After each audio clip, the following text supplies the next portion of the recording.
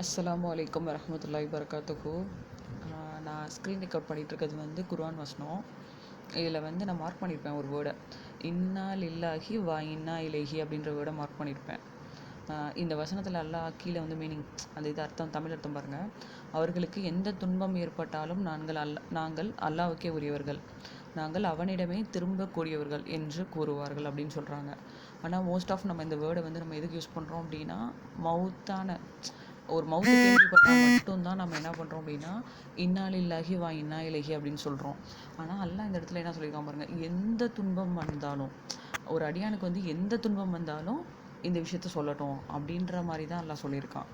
ஒரு உதாரணத்துக்கு வந்து காலில் அடிபட்டாலும் சரி, நம்ம தடுக்கி விழுந்தாலும் சரி, ஒரு பேகு பிரிஞ்சு போயிடுச்சு அப்படின்னாலும் சரி, ஒரு ₹1 நம்மள்ட்ட இருக்க ரொம்ப அதிகபட்ச பைசா வேணாம், ஒரு ₹1 நமக்கு தொலைஞ்சு போனாலும் சரி, இன்னா லில்லாஹி வா இன்னா இலைஹி அப்படின்ற வேர்டை வந்து நம்ம யூஸ் பண்ணலாம்.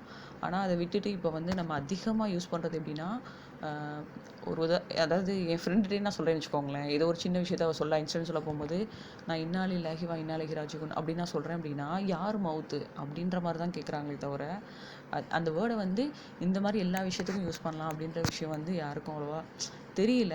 நம்ம அப்படியே பழக்கப்படுத்திட்டோம். இன்ஷா அல்லாஹ் சேஞ்ச் பண்ணிப்போம். ஸோ நமக்கு எந்த துன்பம் வந்தாலும் அந்த விஷயத்தை யூஸ் பண்ணிப்போம்.